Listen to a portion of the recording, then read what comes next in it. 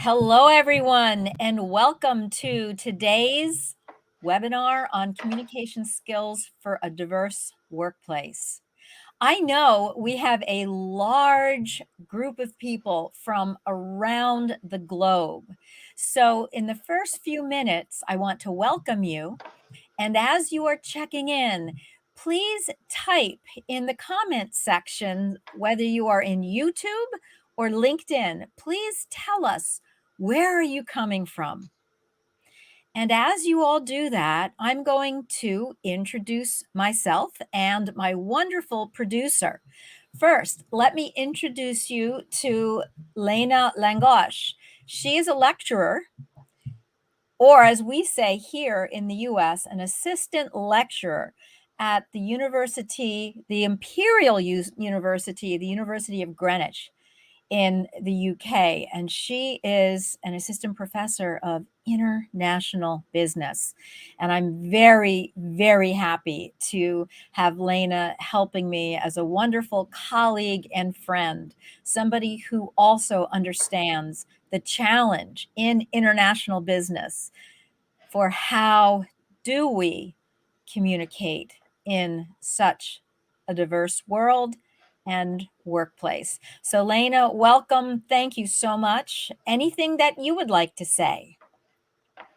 Hi, Elizabeth. Hi, everyone. Thank you for this lovely introduction. I have not much to say. I'm very much looking forward to today's session. I'm going to take my own notes as well, so I'm sure we can all learn from it. I'm very much looking forward to all the comments from other participants around the world, and let's make this a great starting point to learn from each other and share experiences. Thank you. And before you hide yourself, who's calling in from where? Where are people calling in from?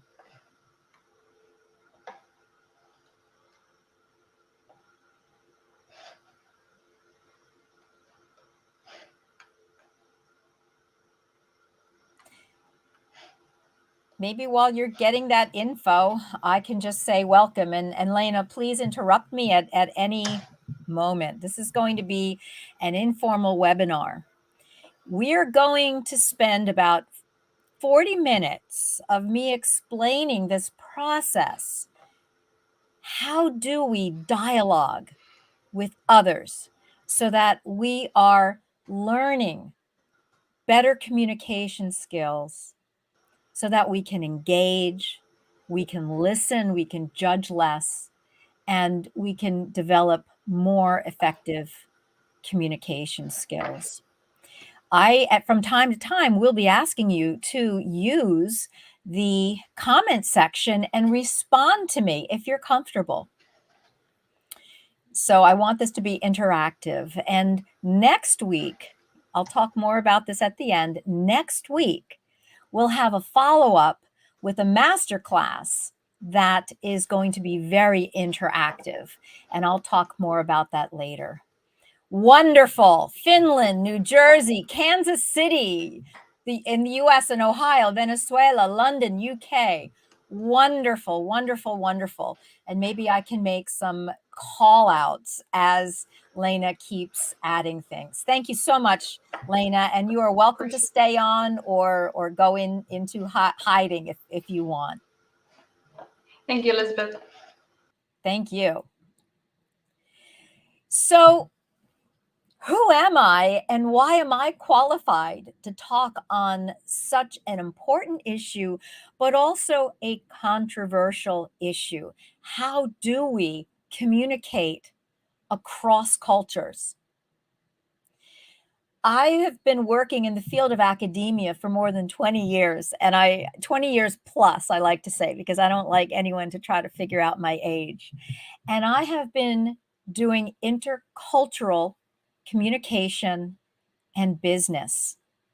What does that mean? I have worked with all levels of people earning a business degree, from undergrad to MBA to executive MBA to executive education, to working with people, professionals at all levels of leadership, whether it's entry level leadership or C-suite level leadership.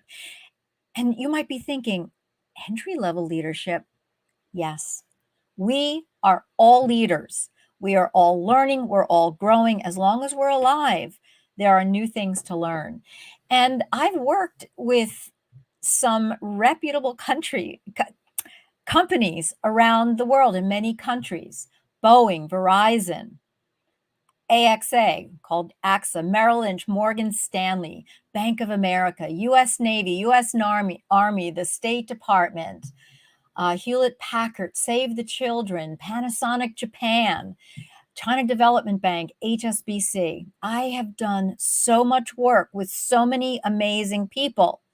And the most important thing is that we are all in this together. We're on a learning journey called life. And through both the consulting and through the academic teaching and learning, my goal is to help anyone, any of my participants, with human flourishing so that we can serve as peacemakers around the world. And you're going to hear me say this several times throughout my presentation, is that we can change the world one person at a time, starting with ourselves. Let's get started, and I'm going to share with you some of the insights with which, now that I'm still a part-time professor. I'm back. I've come full circle from years ago teaching at the Wharton Communication Program here in Philadelphia, Pennsylvania, USA, where I am a native. I have gone full circle and I'm now back working with the university. I'm also doing my own business of online coaching courses and consultants with the Intercultural Leader Institute. And most of you have been following me with my daily posts on LinkedIn. Oh, this is great. Oh my goodness. Iraq, Barbados, Morocco, Pakistan, Saudi Arabia, Norway, Hong Kong, Nigeria, Copenhagen, Italy, Syria, Dubai, Hungary. This is amazing. This is amazing. No matter where we are in the world, we are global citizens these days because they say the world is shrinking. Well, the world has already shrunk. Why? Because of technology, trade, tariffs. We are more interconnected than ever. Yet there are so many common divides that pull us apart. And what I do in my work is to work with people as a coach to help all of us gain that self-awareness, develop more knowledge, and most importantly, put it into practice through cultural competence. So this is amazing. More people, Nairobi, Sri Lanka, Guyana, Warwick, Florida. Anyone here from New Jersey, give me a shout out, or Philadelphia. I'm glad you're here. Today, our agenda is focused on D.I.A.L.O.G, dialogue. And as a communications professor, I tried to think of a model for how to communicate. And there are many out there. Other consultants like myself in the intercultural field will use different models, and they are amazing. What I am finding with the way that I do my coaching and online learning, for example, in my inclusive leadership class, which will be running this October and November, and you can find information on that at my website. We walk through a process, and when we can start to look at ourselves, take a step back, focus on the other person, excuse me, we are changed and others are changed. Let's talk about some common problems I assume, my assumptions, here's the challenge. We're all here because we want to be better communicators. And oh my goodness, we are communicating with each other all over the world. And having lived in Mexico, Peru, and most recently Hong Kong and mainland China, I unfortunately had to return to the US at COVID to care for family members. But being a global citizen and loving being an expat, having to learn the language and the culture of a place very different than my own, I am just so excited that you are all here because we want to be better communicators for our multicultural environment. And I think that this indicates we're compassionate and we're people who want to do good. But we have a sense that we're not successful when engaging in difficult conversations. And I don't shy away from difficult conversations, and I will talk about some of them throughout today's session. And then towards the end, there's going to be time that you can put in the chat some questions and I'll have some responses. I can't say answers. We tend to say Q and A. I like to say Q and R because I can give you a response. It may not be the ultimate answer, but I will give you an opinion or a thought. So we want to know what to do about our difficult conversations. The solution, and I like solutions. Remember, it's not enough to talk about awareness and building knowledge. We can all do that. What's more difficult is actually to put that into practice. We need skills. And one of my colleagues from Switzerland says, it's not enough to promote diversity and inclusion. We must live it. Give me a shout out. I don't know if you can put thumbs up or maybe you can say yes or yay or whatever you want in your language. But if you like that thought, it's not enough to promote diversity and inclusion in our world, but we must live it. Give me some kind of a shout out saying, yes, I agree. And I'll read some of those out to you. We can do this through learning a model such as dialogue. I want the world to know that we can become inclusive leaders wherever we are, whatever our backgrounds are, whatever our experience is, whatever we do in our work or at home, that we can become inclusive leaderships when we learn cultural competence. The challenge in our global society is that there's never a one size fits all for dealing with cultural diversity. I'm based in the US, where the focus is on race, gender identity. Colleagues in Nigeria tell me that in their culture, people focus on issues around ethnicity, language. There are over 500 languages in Nigeria, and religion. So many different religions.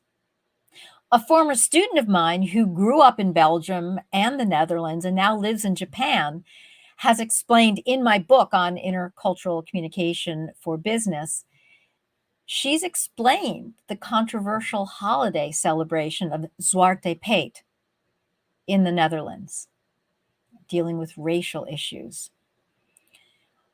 Another colleague from India reminds me that the caste system still exists and that women struggle to overcome barriers and advance their place in society. In fact, India has 22 separate official languages and it's home to a total of 121 documented languages with 270 mother tongues. Now, those of you from India, please correct me if I have made a mistake here. And right now, people are saying kala, Yes, kala in Finnish, keila. I don't know how to say that. Yes from India. Yes from Germany. Others from Dubai. Somebody else giving a thumbs up. Wonderful. Colleagues in the UK, France, and southern Italy are concerned about the needs brought about by intense immigration.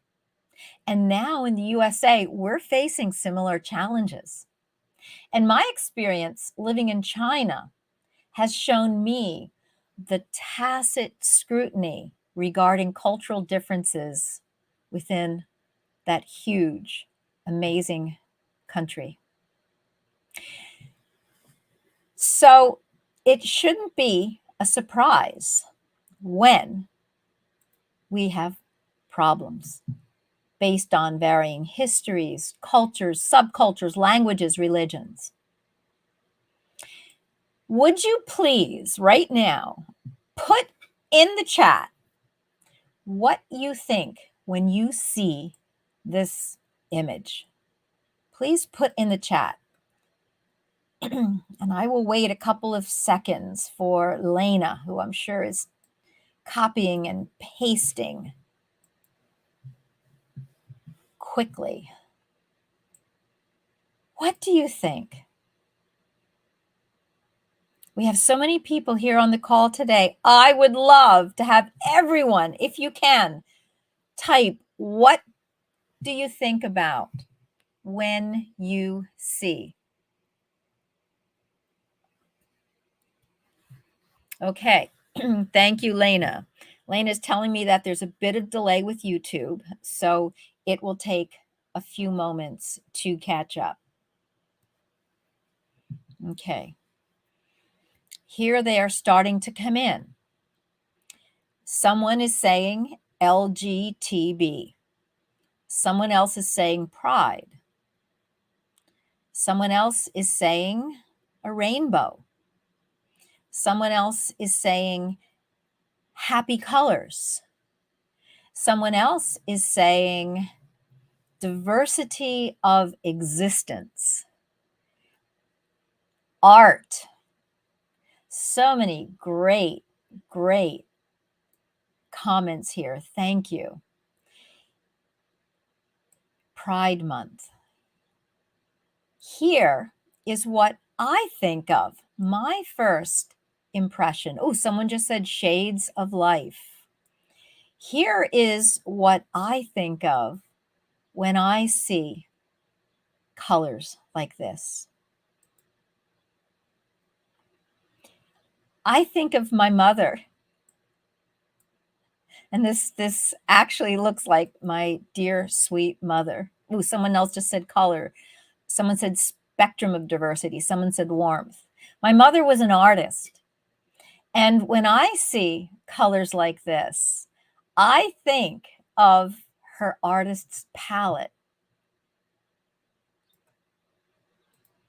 I also think of rainbows. I had a sister, my dear, sweet, amazing sister, Kathy, who had Down syndrome. And one of her favorite things to do was to draw pictures with crayons of rainbows. And one of my happiest memories spending time with her was going to the store to buy a new package of crayons and some art paper. And that's what I think of. Other people are saying brightness, love, diversity, color variation in depiction of diversity and acceptance, creativity, lots of things, color scale, rainbow, a beach sunset, 12 colors as a result of blending. Ooh, thank you. Got an artist here. Keep letting us know. Keeps us engaged, right? Well, this month in the US, it's Pride Month. And some people are thinking about the controversies over gay pride, LGBTQ plus in the USA. Some people see it as a beautiful thing. Other people see it as something that goes against their beliefs. And there is such a divide. I would like you, and this is a rhetorical question. You do not have to type this in the chat. Just think about it. Wherever you are in the world, whatever this means to you. And today we don't have time to get into an explanation of how different cultures, based upon cultural dimensions, such as power or authority, such as individualism or collectivism, such as uncertainty. We don't have time to go into that. And wherever we are in the world, the general cultural dimensions, those tacit rules, those norms for life may dictate how we approach this. Yet, whether that culture has a particular point of view, we can have our own. But I just want you to think on your own. Do not type this in the chat. What does this make you feel? What does this make you think? Is it positive? Is it negative? Is it neutral? Think about your attitudes. Think about your emotions. And I want you to not judge yourself, whether it's positive, negative, neutral, to just sit with that while I talk about the next few points. Because some recent events, and I'm going to speak from recent events happening in the USA, and I welcome others around the world. We have such an international crowd. I welcome you to read about these. But in the USA, I'm talking about this particular example of Pride Month because it is Pride Month in the USA. And some recent events have intensified. I don't know if I want to say culture wars, maybe we can say culture fires in terms of all the fires that are burning and people don't know how to put them out. We had an issue with Bud Light beer. We had an issue with the Los Angeles Dodgers, the baseball team. We had an issue with the Target Corporation. And it goes on and on and on.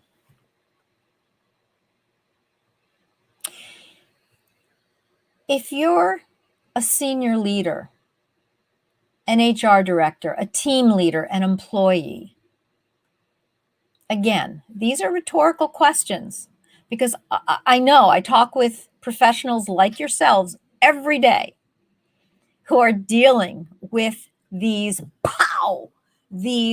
explosive issues. But think about it again, rhetorically, and you are welcome for this one to put it in the chat, but you can just think about it to yourself.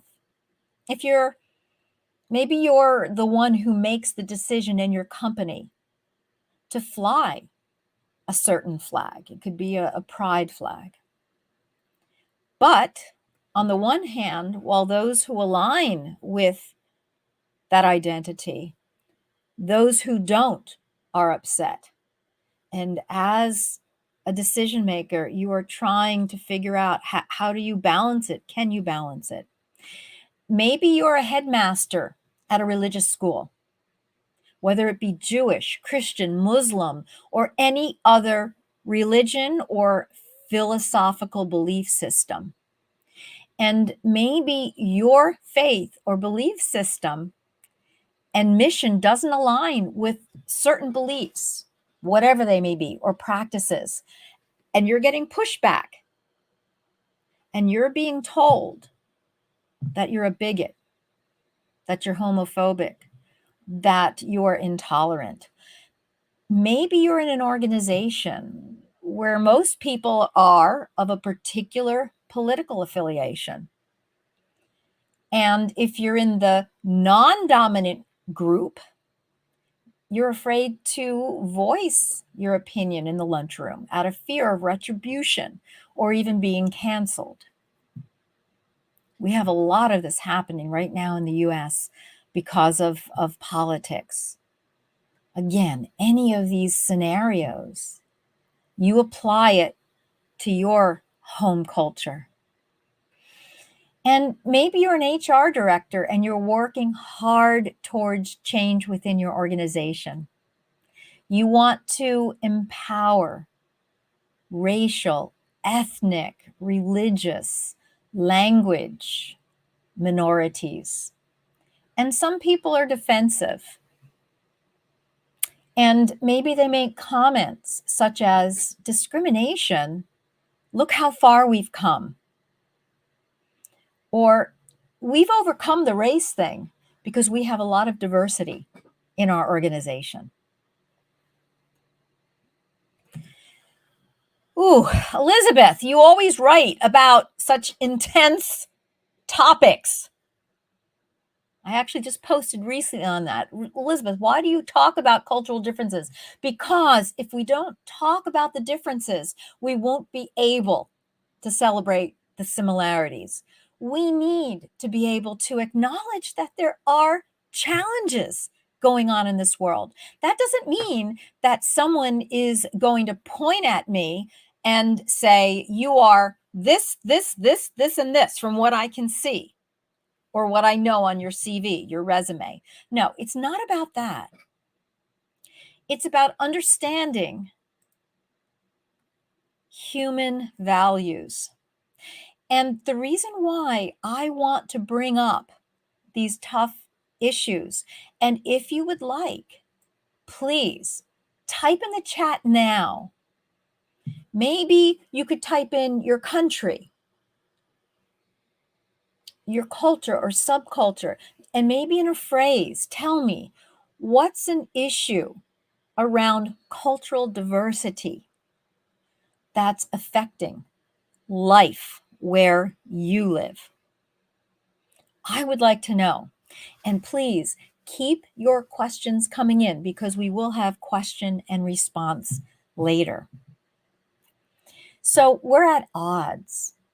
And why do we have such a hard time communicating on topics of religion, of ethnicity, of race, of gender, of identity, of age, of politics? Some of you might be right now cringing, thinking, why is she talking about this? And maybe some of you are a little nervous. What is she going to say next? Is she going to offend someone? We have issues communicating because we are not necessarily thinking from a standpoint of the fact that we all have different attitudes, values, and beliefs. Beliefs are what we believe to be right or wrong, true or false. Values are those tenets, those rules we live by, perhaps by what our parents or those who raised us taught us. My parents, based upon their belief system, taught us to be kind, compassionate, and generous. And we have attitudes. We have attitudes about what we like and dislike. And all of these things below the surface, these are beautiful things, just like the oceanography below the surface of the water. These all inspire who we are. But it's only what we see and say that's on the top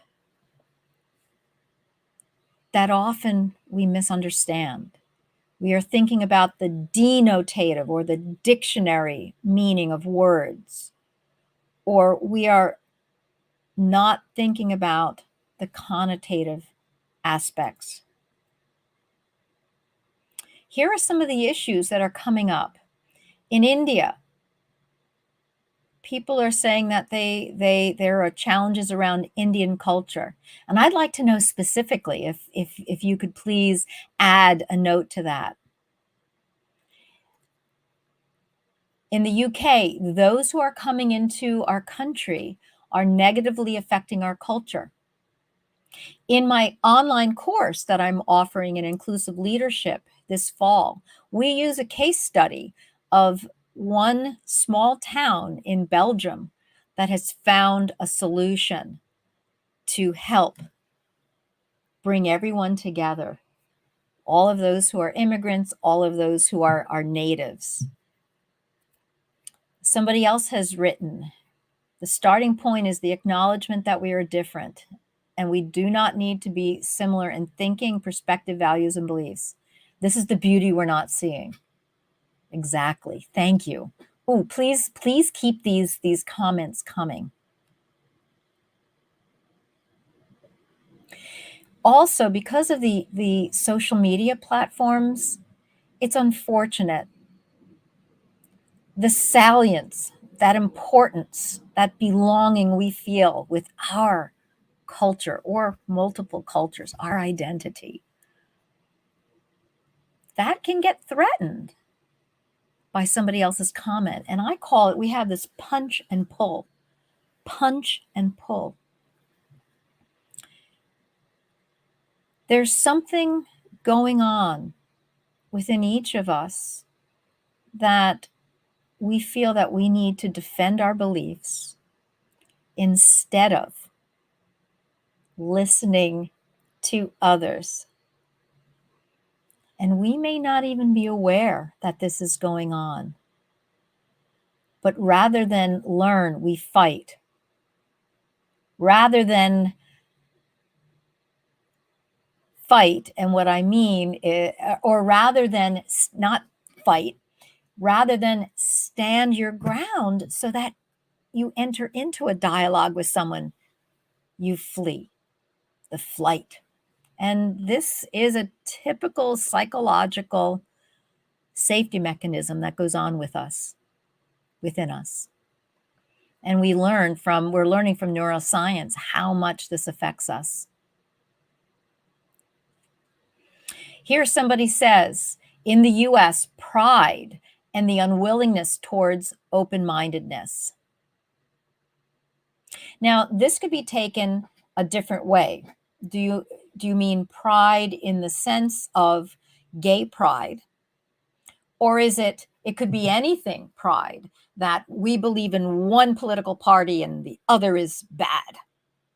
Okay, we can look at this so many different ways.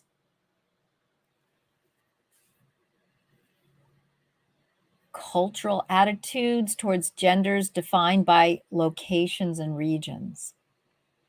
Someone from Ghana, thank you for sharing these, has said, our country is made of 6 main ethnic groups, 3 main religions, and 2 popular political parties. Amidst all this, the common thing that keeps us together is the similar values and customs which runs through them all. Would you, our wonderful friend from Ghana, be willing to type into the chat, what are some of those values that are similar? And I wonder, could it be the value of Ubuntu, which means I am because we are. It's a collective understanding that my identity is born from the identity of all of the people in my circle of influence. Okay, thank you. The person clarified prejudice, follow up from pride and unwillingness. Thank you. Thank you for clarifying that. And let's flip that. What about somebody who has a religious belief system and they are not rejecting somebody who is gay, but they are rejecting the belief system that that person has towards that identity. There is also the reverse prejudice. And this is what I'm trying to get at today.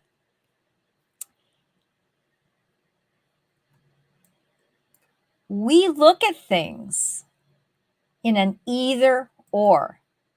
In communication theory, that's called a false dilemma.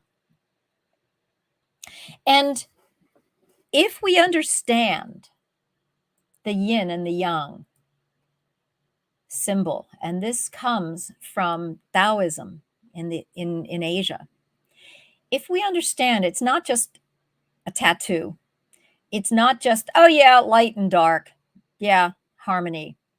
But if we understand, and there's so much more, I'm only giving a broad brushstroke. If we understand the yin and the yang is that there are always two opposites.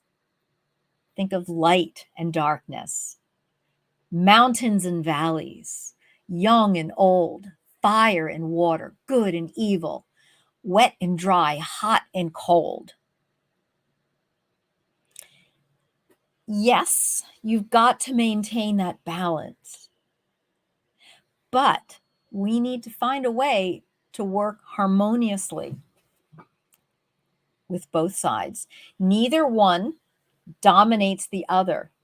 And as you increase one, when you look at the larger part of, say, the lightness, or I'm sorry, it's the darkness, or you look at the larger part of the lightness, one increases and brings along a corresponding decrease. We know when the sun is rising and when the sun is setting.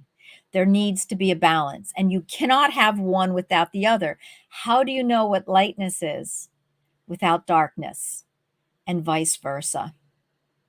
And in the West, in our very individualistic, direct, factual, concrete sort of culture, we want it to be either this or that. We don't have that Asia-centric viewpoint of trying to find the and yeah, also. And if we could look at the yin and the yang in terms of our relationships, we know that any relationship, husband and wife, partner to partner, older brother to younger brother, or sibling, or whatever, friend to friend, you can't always have your own way. Now, I am not calling for cultural relativism, and that is a conversation for a whole other webinar. Maybe that could be the next one. What I am saying is that we are unable to find the balance to realize that it's back and forth. I like to think of it this way. We have what's called in the US a seesaw. And you might have that in your culture, you might not, but it's this long plank, a long thing that you sit on with a post. And you go up and you go down. You go up and you go down. And here is the thing. You don't want to stay in inertia, but you want to, with your feet, push off so that it's back and forth, kind of like tennis, taking turns. But if you push off too hard to make the other person fall or hit the ground low, then you're not really accomplishing the purpose of the seesaw, is the unity of working together. So let's get to the meat, the main point of what I want to talk about today. How do we have dialogue? How do we actually have good conversations when there are difficult tensions. While I've mentioned various issues regarding cultural diversity for today's webinar, I wanted to keep things simple. While I've done that, I'm going to use an example that shows the clash of personalities at work. And I'm going to walk through this model to show you how the two characters worked it out. It's a story about two very different people. And if you're really interested in a cross-cultural example, in next week's masterclass, which I will be giving you information at the very end of today's webinar, next week's masterclass, we are going to engage in a really, really interesting exercise about different cultures and perspectives. But let me tell you a story right now about Nora and Elizabeth, and we're going to walk through this model of dialogue to find out how to have better communication with people who think, believe, and behave differently from us. And you can insert any of your contexts, situations, etc. As you've guessed, Elizabeth is actually me. Let's explore how I use this dialogue method to change my attitudes and reactions to a conversation gone wrong. One of the things that I like to do in all of my teaching and learning, or really it's facilitation and learning, is to share examples of the things that I've done incorrectly and what I learned from them and how I changed. Because I want this to model how I have learned to gain cultural competence throughout my life.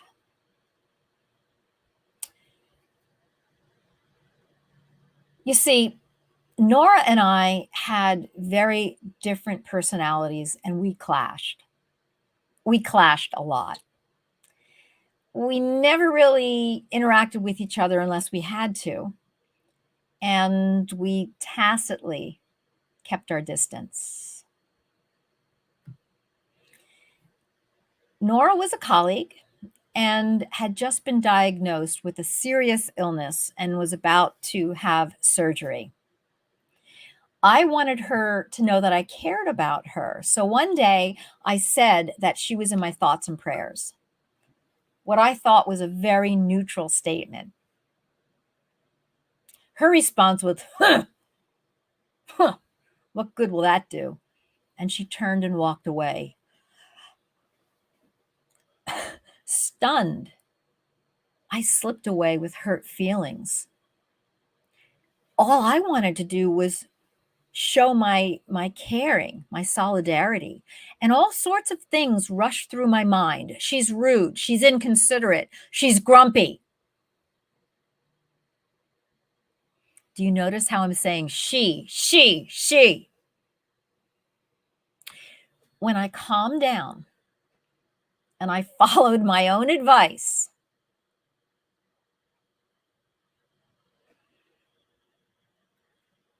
I coached myself through the situation.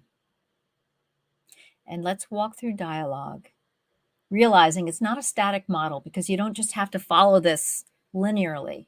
It's fluid.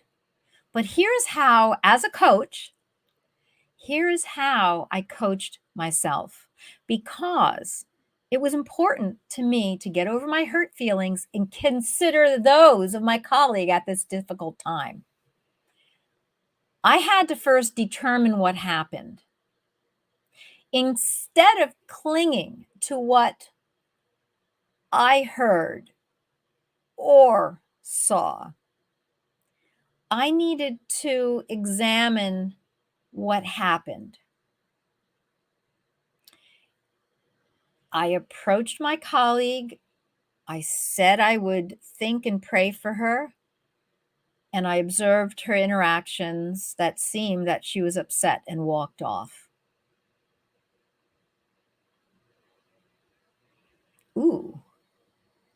I am putting my own values on that. She seemed upset and walked off.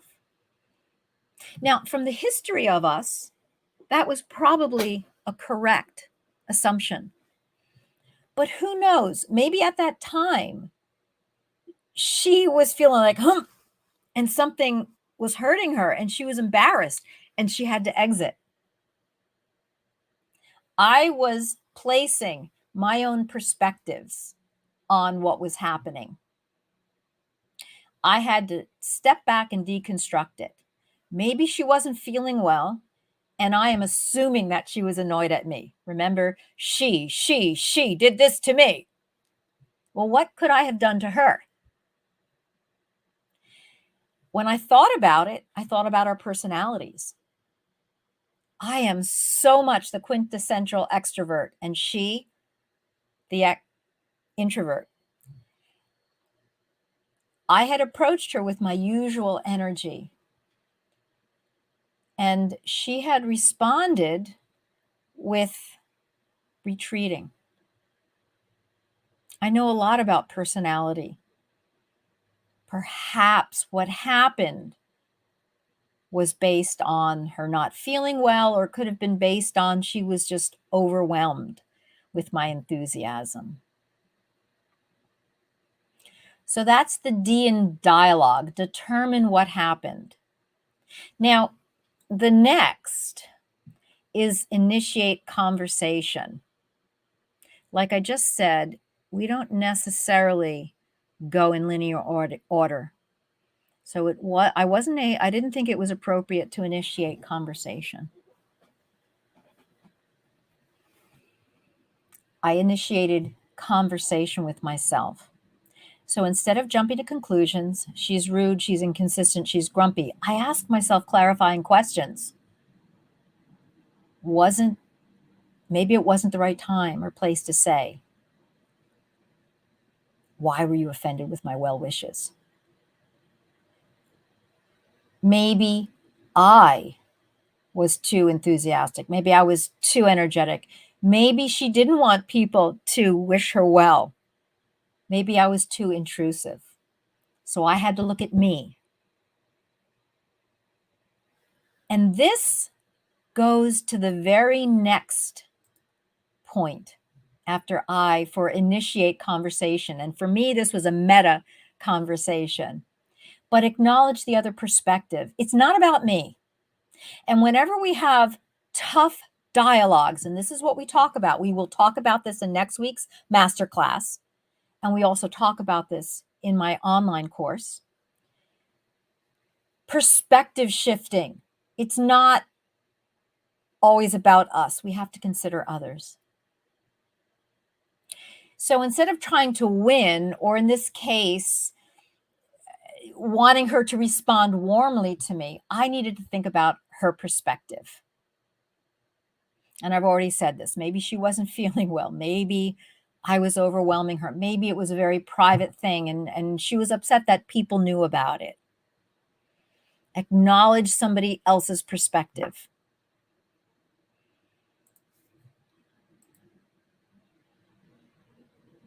The next, let go of judgment.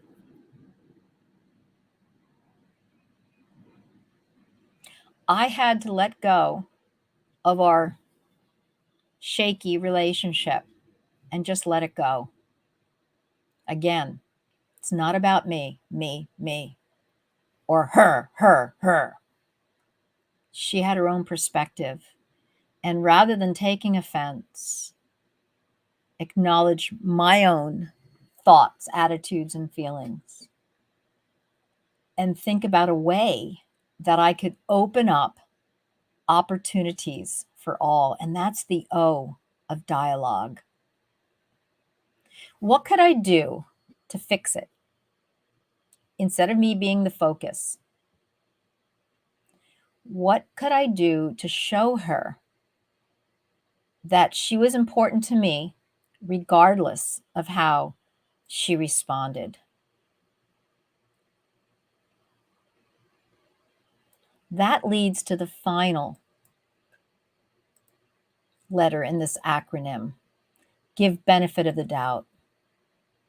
Why would she have bad intent towards me? And why should I, in that situation where somebody is going through a very serious health crisis, why should I be upset?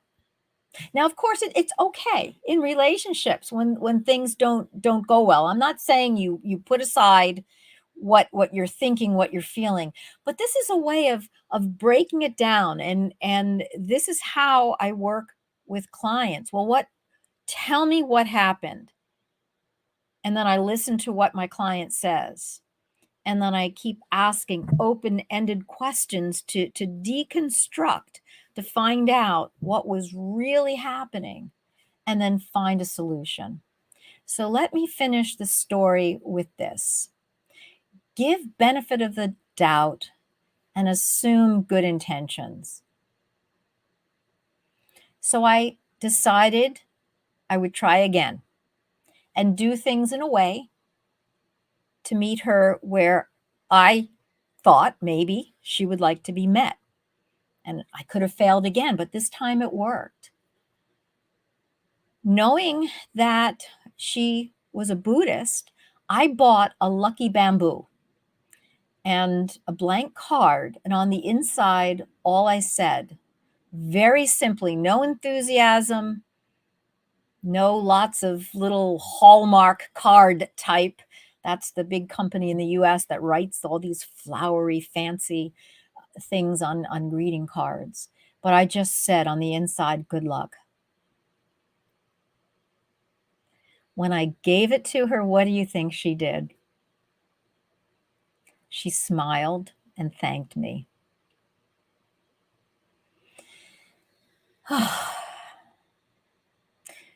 Through this process of dialogue, I was able to stop thinking about myself and start thinking about the other person's perspective shifting. When a conversation or communication doesn't go the way that we naturally try to understand, that we expect, we should try to understand why by looking at the situation through our own lens. We have to think about past experiences and knowledge to make sense of what happened. But that's where the problem lies. We make assumptions based upon our own previous experiences and knowledge and context with that person or that situation. Going back to the beginning of this webinar, I want to end on this note because I want to allow for time for some Q and response. So, Lena, would you please type in some questions and response, or I'm sorry, some questions for me. Going back to what I talked about in the beginning about these current clashes of culture. Some might argue, yeah, this is all good info, but how will this help me as an HR director or key decision maker when I have to create policies and procedures? We're dealing with some of these tough issues you just talked about, whatever country you're from. As a communications person, here is my response. We have to start somewhere. And that somewhere begins with each of us doing our part. If we can learn how to dialogue using this dialogue method, we can then break down what's going on, take a step back so we're not basing an interaction on past experiences, traveling to a different culture, working with somebody from a different culture, and maybe it didn't go well, you didn't understand each other. You don't want to stereotype and assume that everybody's that way. But we all have to start somewhere. It's hard to do this alone. We need a guide, a coach to help us grow. And I have benefited from coaching immensely. Before we go, in the few minutes we have left, before we go to the questions that Lena is now uploading for me, I would love it if you would do two things. Type in the chat first. Type in the chat, what is one key takeaway, one small thing that is an aha moment for you? Type it in the chat. And if you'd like, a brief phrase, what will you do about it? Then what I want you to do is to reflect on this. Knowledge isn't enough.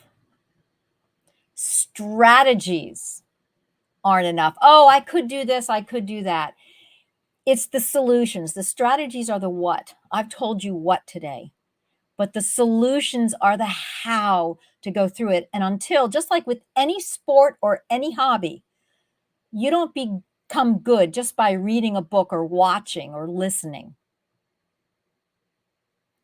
You need to practice. The second thing that I want you to do is scan this QR code.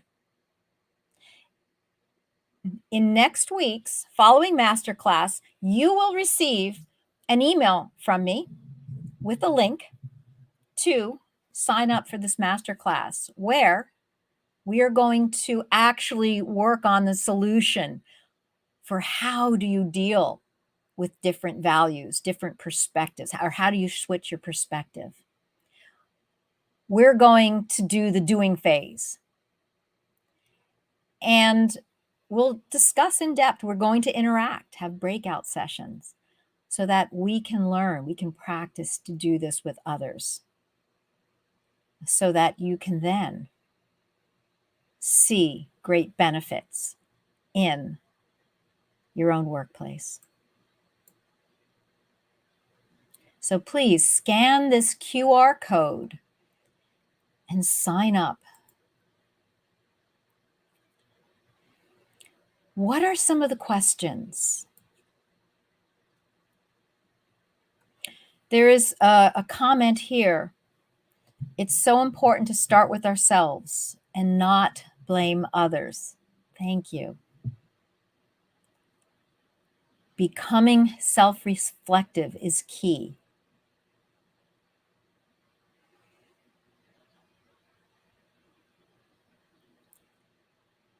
Learning how to understand, someone from Finland is saying, learn how to understand, especially the Muslim population, understand how they may face discrimination and prejudice and try to help them. Here are some other comments. The comment about in Nigeria, Yoruba.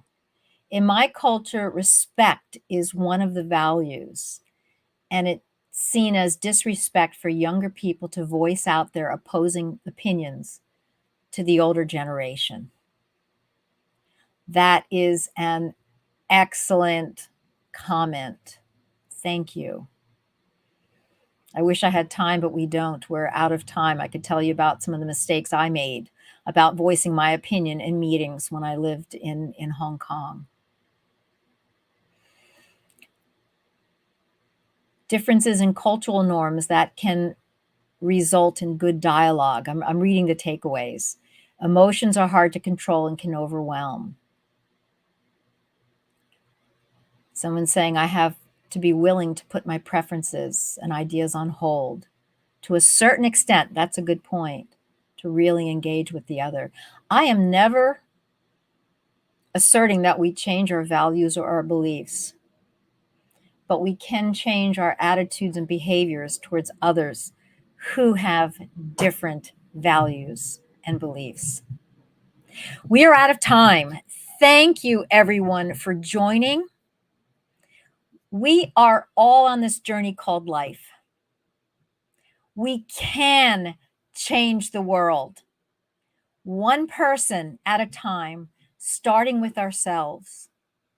Please use the dialogue model and text me on LinkedIn and let me know how it's working for you. Thank you, everyone. And if anyone wants to hang back, please do so, and I will answer any questions. Thank you so much for coming today.